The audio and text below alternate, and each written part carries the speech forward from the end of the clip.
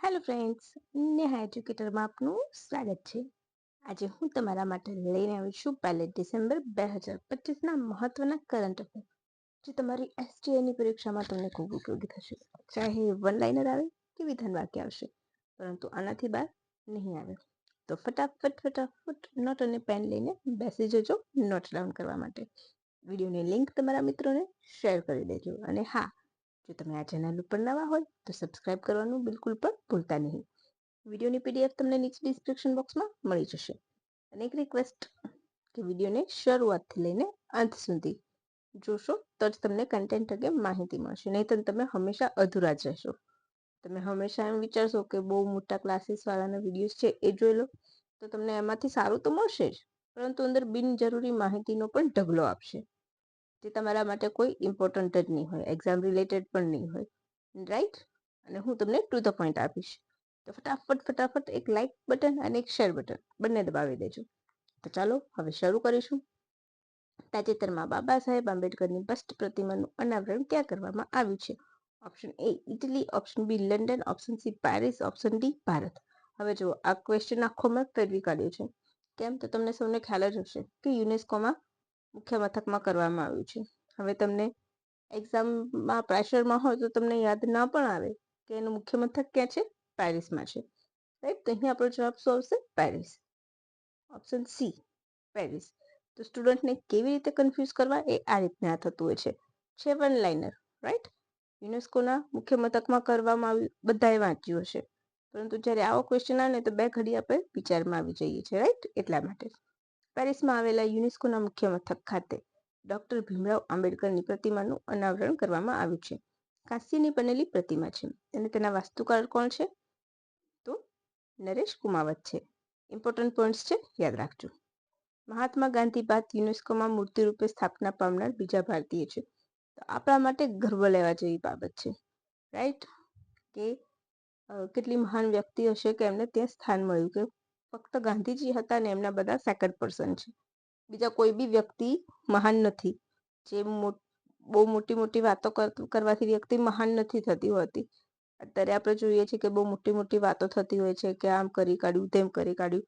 એ મહાનતા નથી. મહાનતા આમને કહેવાય કે બોલ્યા વગર જે દેખાડી છે એમણે, રાઈટ? અનાવરણ કોણે કર્યું છે? તો ભારતના સ્થાયી પ્રતિનિધિ છે વિશાલ વી શર્મા, યુનેસ્કોમાં, એમના દ્વારા. ત્યારે યુનેસ્કોના હેડ કોણ છે એ તમારે મને કમેન્ટ બોક્સમાં કમેન્ટ કરવાનું છે. એ હાજર હતા, રાઈટ? યુનેસ્કો શું નામ છે પૂરું? United Nations Educational, Scientific and Culture Organization. 1945માં તેની સ્થાપના કરવામાં આવી હતી. 194 સભ્ય દેશ છે. હાલ અમેરિકા યુનેસ્કોનું સભ્ય નથી. ટ્રમ્પ બાબા આવ્યા અને ટ્રમ્પ બાબાએ પાછું પોતાની દાવેદારી નોંધી લીધી, ખેંચી લીધી. નોંધી લીધી ક્યાં? રાઈટ? એ પહેલા પણ એમણે ખેંચી લીધી હતી. પછી બાઇડન આવ્યા તો એમણે ફરીથી દાવેદારી નોંધાવી દીધી, અને પછી પાછા ફરીથી ટ્રમ્પ બાબા આવ્યા એટલે એમણે પાછું નામ લઈ લીધું. યુનેસ્કોના સભ્ય હોય, યુનેસ્કોના સભ્ય નથી પરંતુ યુએનના છે તેવા 3 દેશ છે. કયા? USA, Liechtenstein, Israel. તો યાદ રાખજો, તમને પૂછી શકે સિમ્પલી કે નીચેનામાંથી કોણ યુનેસ્કોનું સભ્ય નથી, અને 3 દેશના નામ લિસ્ટિંગમાં આપી દેશે. યાદ રાખજો, યુએસએ, લિંકનસ્ટાઇન અને ઇઝરાયલ.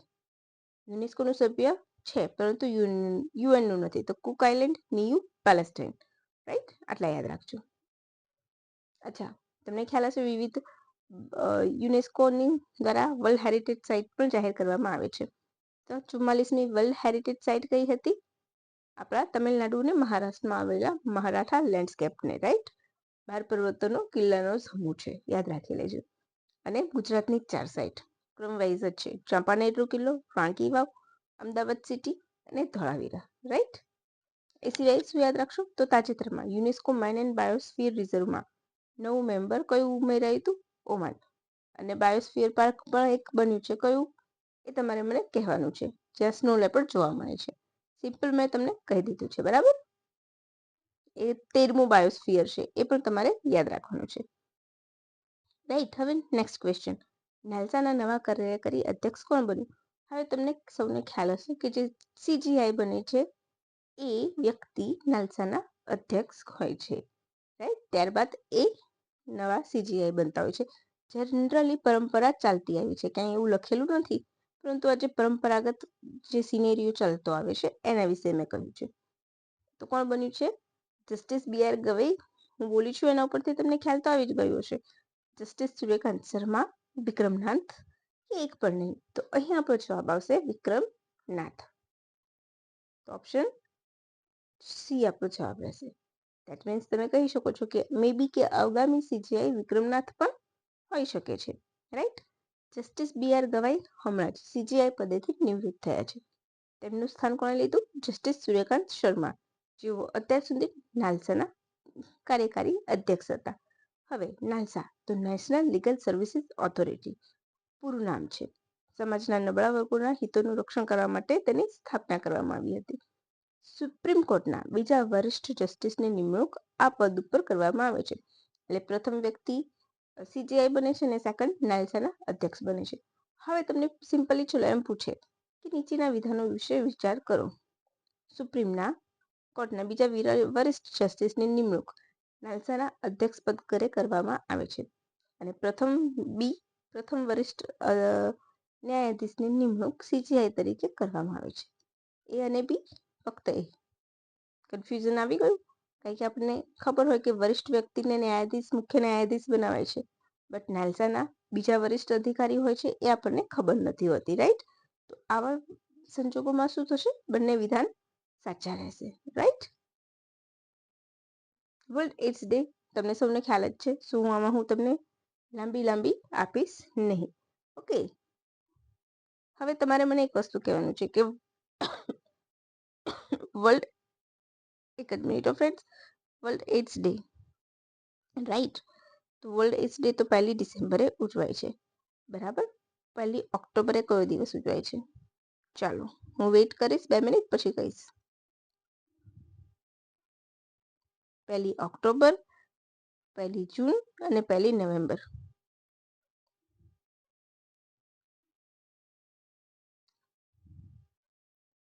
ઓકે, ચલો 1 ઓક્ટોબરે શું ઉજવાય છે? International day for older persons, right? એ સિવાય કોફી ડે અને વેજીટેરિયન ડે, રાઈટ? યાદ રાખજો, કોફી ડે અને વેજીટેરિયન ડે. પછી જૂન, બોલો.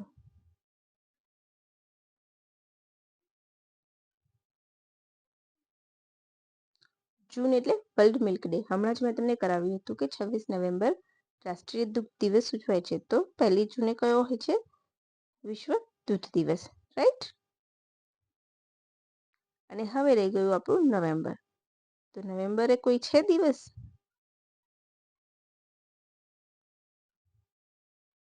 વર્લ્ડ વિગન ડે, શાકાહારી દિવસ, બરાબર? વિગન અને શાકાહારી બંનેમાં ફેર પડશે, રાઈટ? હવે વર્લ્ડ એડ્સ ડે, તો આ વર્ષની થીમ શું છે?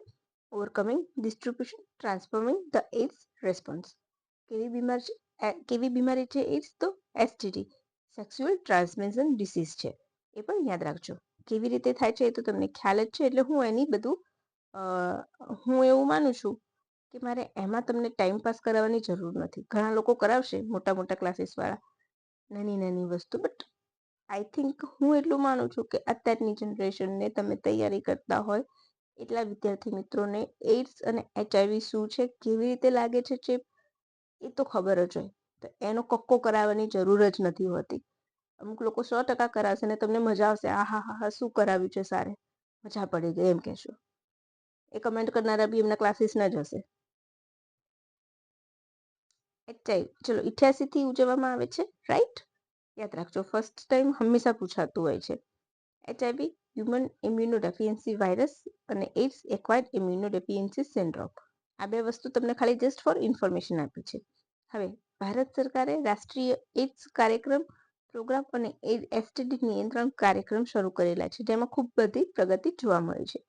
ગોનોરિયા છે, સિફિલિસ છે, એ બધા શેમાં આવશે? STDમાં આવશે, રાઈટ? ઘણી વખત તમને સિમ્પલ ક્વેશ્ચન પૂછી લે કે નીચેનામાં STD ડિસીઝ કઈ છે, એટલે કે STD એટલે સેક્સ્યુઅલ ટ્રાન્સમિશન ડિસીઝ, રાઈટ? તો ગોનોરિયા આવે, સિફિલિસ આવે છે, એડ્સ આવશે, રાઈટ? એડ્સ બીમારી છે, HIV વાયરસ છે, બરાબર? ભારતે પ્રથમ વખત ક્યારે STD માટે રાષ્ટ્રીય એડ્સ પ્રોગ્રામ શરૂ કર્યો હતો? 92-96 બરાબર. નેશનલ એડ્સ કંટ્રોલ પ્રોગ્રામ કહેવાય છે. અત્યારે કયું ચાલે છે? 2021-26 તબક્કો ચાલે છે. લગભગ 15,471.94 કરોડના ખર્ચે કેન્દ્રીય યોજના તરીકે શરૂ કરેલી છે. આ વર્ષની વાત કરું છું, રાઈટ. 5મો તબક્કો છે અને ભૂતકાળના સફળતાઓનું નિર્માણ કરવાનું અને ચાલુ પડકારોનો સામનો કરવો એ એનો ઉદ્દેશ છે. હવે મેં તમને શું છે એનો ઉદ્દેશ છે? 2030 સુધીમાં જાહેર આરોગ્ય ખતરા તરીકે HIV એડ્સ રોગચાળાને દૂર કરવું, બરાબર, યાદ રાખજો. અને 3.3 ને સમર્થન આપવું. આ તમને કોર ગોલ્સ ઓફ આપેલા છે NACP, રાઈટ, એડ્સ કંટ્રોલ પ્રોગ્રામના.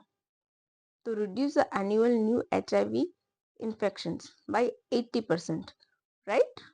Reduce AIDS-related mortality rate by 80%. Eliminate vertical transmission of HIV and syphilis. Okay, 5 goal છે એ યાદ રાખી લેજો અને મેં તમને પ્રૂફ રૂપે આપી દીધા છે. હવે આમ પેન પછાડીને બોર્ડ પર નીકળો, આ રહ્યું પ્રૂફ, આ રહ્યું પ્રૂફ. આ પ્રૂફ છે, તમે આ 5 ગોલ્સ યાદ રાખી લેજો. રામાયણ થીમ પાર્ક ગાર્ડનનું ઉદ્ઘાટન વડાપ્રધાન દ્વારા ક્યાં કરવામાં આવ્યું છે? ખૂબ ચર્ચામાં છે, યાદ રાખજો. Option A Goa, option B Karnataka, option C Tamil Nadu, option D Gujarat. તમને સૌને ખ્યાલ જ હશે શું આવશે? ગોવા, રાઈટ. 77 ફૂટની ઊંચી કાંસ્યની પ્રતિમાનું અનાવરણ કરવામાં આવ્યું છે. ક્યાં? તો ગોકર્ણ પરતગાલી જીવોત્તમ મઠમાં, રાઈટ. ક્યારે?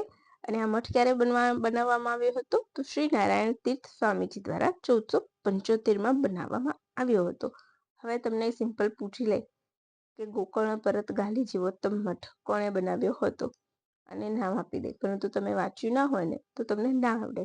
એટલા માટે કહું છું કે નેહા એજ્યુકેટરમાં જે વિધાન વાક્ય હોય છે ને, તમે જે ડિટેલ્સ આપે છે ને તમને એ વાંચો, ધ્યાનથી વાંચો. 1 વાર વાંચો, 2 વાર વાંચો તો તમને યાદ રહેશે અને વિધાન વાક્ય બનશે ને તો પણ આવડશે અને વન લાઇનર હશે.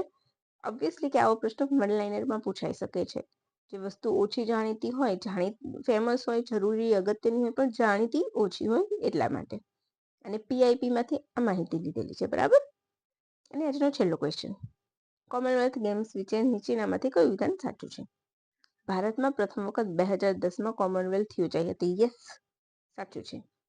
2030માં કોમનવેલ્થ ભારતના અમદાવાદ શહેરમાં યોજવામાં આવશે. યસ, સાચું છે. આ બે વસ્તુ આપણને ખબર છે. બટ હવે 2026નું શુભંકર શું છે? ફીની છે, એ પણ સાચું છે. તો ઉપરના બધા વિધાન સાચા છે. તો આપણો જવાબ આવશે ડી. ડન. હવે કોમનવેલ્થની શરૂઆત 1930માં થઈ હતી હેમિલ્ટનથી. બ્રિટિશ એમ્પાયરના નામથી રમાતી હતી, રાઈટ. 1978માં તેને કોમનવેલ્થ નામ મળ્યું. સૌથી નવો દેશ કયો છે? ગેબન અને ટોંગો છે કોમનવેલ્થમાં. ગ્લાસગોમાં કોમનવેલ્થ યોજાશે 2026 અને આની સમિટમાં પણ આ જ ડિસિઝન લેવામાં આવ્યું છે કે 2030માં ભારતમાં યોજાશે. 2 જ દેશો હતા બીડમાં, બરાબર, એ પણ યાદ રાખવાનું છે. 1983માં કોમનવેલ્થ શિખર સંમેલન ભારતમાં યોજાયું હતું, એ પણ યાદ રાખજો. હવે આપણે યાદ રાખી લઈએ કે 2026ની ક્યાં છે? તો ગ્લાસગોમાં, રાઈટ. દર 4 વર્ષે આયોજન થાય છે. લાસ્ટ યર 2022 બ્રિટનમાં થયું હતું.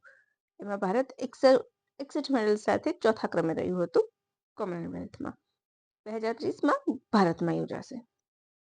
અચ્છા, હવે કોમનવેલ્થની વાત નીકળી છે તો કોમનવેલ્થના સેક્રેટરી જનરલ કોણ છે? તો જનરલ શોર્લી બોચવે છે. એ પ્રથમ જ્યારે ત્યાં જ આ પદ ઉપર પ્રથમ ભારતીય કોણ હતું? તો કમલેશ શર્મા. આ બીજા મહિલા છે, રાઈટ. સમોઆ ખાતે યોજાયેલી બેઠકમાં શર્લી બોચવેને પસંદ કરવામાં આવ્યા હતા. પેટ્રિસિયા સ્કોટલેન્ડની બાદ બીજા મહિલા છે અને પ્રથમ આફ્રિકન મહિલા છે, યાદ રાખજો. હવે આ જે છે એને શું કહેવાય છે? ચોગમ. ચોગમના છે, રાઈટ, કોમનવેલ્થના જનરલ, રાઈટ. હવે શર્લી બોચવે પ્રથમ મહિલા છે. કોઈ પૂછે તમને તો તમે શું કહેશો?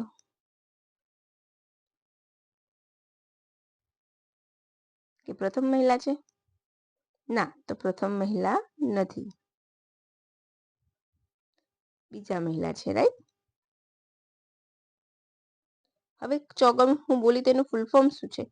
તો Commonwealth heads of a government meeting, any meeting થઈ હતી એના, રાઈટ. પ્રથમ વખત ક્યારે મળી હતી? 1971માં, બરાબર. દર 2 વર્ષે ચોગમની મીટિંગ યોજાય છે, બરબુડામાં યોજાશે આગામી, રાઈટ. યાદ રાખજો. 56 દેશોનો સમૂહ છે કોમનવેલ્થ, એ પણ યાદ રાખજો. અને વિશિષ્ટ સભ્ય તરીકે ગેબોન, ટોંગો અને રવાંડા જોડાયા હતા. હવે આજનું કરંટ અફેર અહીં જ પૂરું થાય છે. તો તમને મજા આવી હોય ને તો લાઈક, શેર, સબસ્ક્રાઈબ જરૂરથી કરજો. અને હા, ભારતીય નાગરિકતા ધારા વિશે મેં એક મસ્ત મજાનો વિડીયો બનાવ્યો છે. ખરેખર તમને ખૂબ મજા આવશે. ખાલી ફક્ત ને ફક્ત ઇમ્પોર્ટન્ટ પોઈન્ટ લીધા છે, કોઈ જ વધારાની લાઈન નથી એમાં, કે કોઈ જ બકવાસ નથી. તમને ફક્ત ટૂંકમાં અને સરસ રીતના, કે તમને એમાંથી વિધાન વાક્ય બનાવીને પૂછશે ને તો પણ આવડશે એવી રીતે બનાવ્યું છે. તો એની પણ પીડીએફ અવેલેબલ છે. તો એક વખત એ વિડીયો પણ તમે જોઈ લેજો મિત્રો, તમને ખરેખર ફાયદો થશે અને તમને ગમશે. અને એ વિડીયોની લિંક પણ બીજા સાથે શેર કરવાનું ભૂલતા નહીં. તો ચાલો ફ્રેન્ડ્સ, રજા લઈશું.